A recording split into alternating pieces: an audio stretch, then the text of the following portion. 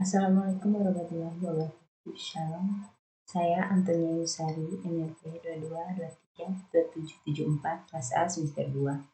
Baik, di sini saya akan menjelaskan sistem endokrin. Dosen pengampu Bapak Henry Didi Harto, Escape Nurse MPD. Sistem endokrin adalah jaringan kelenjar yang memproduksi dan melepaskan hormon. Hormon ini yang membantu mengontrolkan banyak fungsi penting, termasuk kemampuan mengubah kalori menjadi energi yang digunakan untuk menjalankan fungsi seluruh sel dan organ tubuh. Fungsi yang pertama itu menghasilkan hormon yang dialirkan ke darah guna diperlukan oleh jaringan tertentu.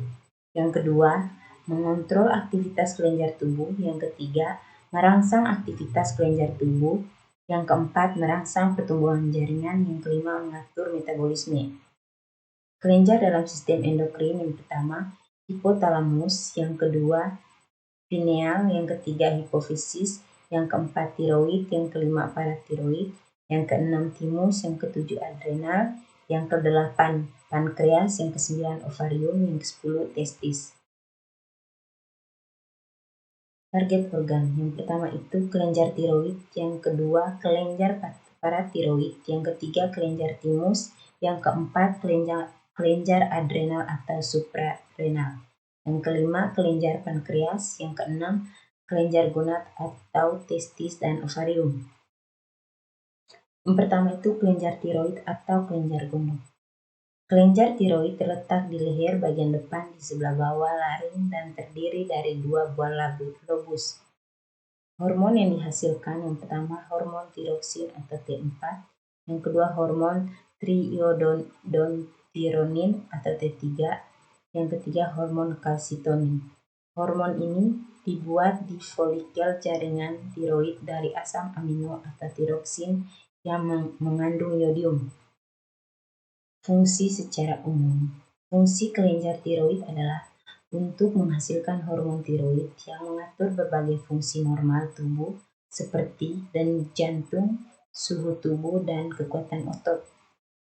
Fungsi hormon yang dihasilkan kelenjar tiroid yang pertama tiroksin T4 mengatur metabolisme dalam tubuh serta mempengaruhi pertumbuhan dan perkembangan tubuh. Yang kedua, triiodontironin atau T3 mengatur metabolisme, pertumbuhan, perkembangan, dan kegiatan sistem saraf. Yang ketiga, kalsitonin menurunkan kadar kalsium dalam darah dengan mempercepat absorpsi kalsium oleh tulang. Yang kedua, kelenjar paratiroid atau kelenjar anak gondok. Pertama, terletak di dekat kelenjar tiroid atau kelenjar gondok. Yang kedua, merupakan kelenjar hasil penimbuhan hormon somatrof atau hormon pertumbuhan. Struktur berjumlah 4 kelenjar kecil yang saling berdekatan terletak di belakang kelenjar tiroid. Yang kedua, organ targetnya tulang, ginjal, dan gitrat. Hormon yang dihasilkan adalah PTH, parat hormon, yang berfungsi untuk mengatur konsentrasi ion kalsium dalam cairan ekstraseluler. Hormon paratiroid meningkatkan kalsium darah dengan cara merangsang reabsorpsi kalsium di ginjal. Fungsinya, metabolisme kalsium dan fosfor, meningkatkan pelepasan kalsium dari tulang, meningkatkan absorpsi kalsium Ca di gitrat. Kelenjar timus terletak di sepanjang rongga trakea di rongga dada di bagian atas. Kelenjar yang bertanggung jawab pada poetum manusia. Hormon yang dihasilkan hormon timosin. Fungsi kelenjar ini sebagai A. Memproduksi sel darah putih yang diselimuti limfosel T. B. Mengaktifkan pertumbuhan badan. Timus membesar sewaktu pubertas dan mengecilkan setelah dewasa. Kelenjar ini merupakan kelenjar penimbuhan hormon somatrof atau hormon pertumbuhan dan setelah dewasa tidak berfungsi lagi. Yang keempat, kelenjar adrenal. Kelenjar adrenal atau kelenjar anak ginjal atau kelenjar suprarenalis adalah kelenjar endokrin berbentuk segitiga yang terletak di atas ginjal. Kerja kelenjar adrenal ini diatur oleh kelenjar pituitari atau hipofisis. Terdiri dari dua bagian utama yaitu korteks adrenal atau bagian luar, korteks medula adrenal atau bagian dalam. Yang kelima, kelenjar pankreas. Merupakan sekelompok sel yang terletak pada pankreas sehingga dikenal dengan pulau-pulau Langerhans. Hormon endokrin pankreas diproduksi di bagian pulau Langerhans. Di dalam pulau-pulau Langerhans terdapat sel alfa dan sel beta dan sel delta.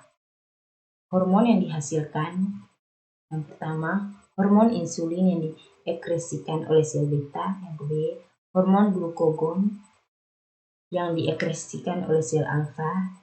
Yang ketiga, hormon somatostatin diekskresikan oleh sel beta. Fungsi yang dihasilkan pankreas, yang pertama glukagon, yang kedua insulin. Somatostatin, hormon yang dihasilkan kelenjar pankreas, yang pertama insulin, yang kedua glukagon. Kelenjar gonal atau kelamin terbagi menjadi dua yaitu ovarium, yang kedua testis. Ovarium sepasang organ berbentuk buah kenari. Ovarium terdiri dari dua lapisan utama yaitu korteks bagian luar dan medula di bagian pusat. Yang hormon-hormon yang dihasilkan gonad, yang pertama itu estrogen, progesteron, dan testosteron. Yang kedua, testis merupakan organ reproduksi internal pada pria berbentuk seperti telur dan letaknya di dalam kantong skrotum. Testis terdiri dari belahan-belahan yang disebut lobulus testis. Hormon yang dihasilkan, pertama menghasilkan hormon testosteron atau androgen dan inhibin. Testosteron berfungsi membangun dan mempertahankan karakteristik kelamin atau seksual pria dan regulasi spermatogenesis. Yang ketiga, inhibin menghambat sekresi FSH untuk mengatur produksi sperma. Penyakit atau gangguan pada sistem endokrin. Yang pertama, diabetes mellitus. Penyakit ini terjadi ketika pankreas tidak menghasilkan hormon insulin yang cukup atau tubuh tidak dapat menggunakan insulin yang baik. Yang kedua, penyakit Addison. Gangguan kelenjar endokrin dapat mengganggu kelenjar adrenal, salah satunya memicu penyakit akibat gangguan pada kelenjar adrenal. Hormon aldosteron dikeluarkan dari penderita penyakit Addison dapat. Yang ketiga itu penyakit Cushing. Kelenjar pituitari yang terlalu banyak menghasilkan hormon bisa membuat kelenjar adrenal terlalu aktif. Kondisi ini dikenal dengan sindrom Cushing. Gangguan kelenjar endokrin ini bisa dialami setiap orang, terutama anak-anak yang mengonsumsi obat kortikosteroid dosis tinggi. Yang keempat, gigantisme atau akromegali. Gigantisme atau penyakit akromegali adalah gangguan sistem endokrin yang disebabkan masalah hormon pertumbuhan. Yang kelima, hipertiroid. Kelenjar tiroid menghasilkan terlalu banyak hormon tiroid, bisa menyebabkan penyakit hipertiroid atau kelenjar tiroid terlalu aktif. Gejala hipertiroid ditandai dengan penurunan berat badan, detak jantung yang cepat, berkeringat, dan mudah gugup. Penyebab paling umum untuk tiroid yang terlalu aktif adalah gangguan autoimun yang disebut penyakit Graft. Yang keenam, hipotiroid. Ketika kelenjar tiroid tidak menghasilkan cukup hormon tiroid, seseorang bisa mengalami penyakit hipotiroid, kelenjar tiroid kurang aktif. Yang ketujuh, hipopituitari. Hipopituitari adalah kondisi saat kelenjar pituitari tidak bisa menghasilkan atau bisa melepaskan hormon tapi terlalu sedikit. Kondisi ini bisa disebabkan sejumlah penyakit. Pada wanita, gejala hipopituitari ditandai dengan mati haid atau menopause dini. Yang kedelapan, sindrom ovarium polikistik. Gangguan sistem endokrin juga bisa mempengaruhi produksi hormon androgen dan memicu penyakit sindrom ovarium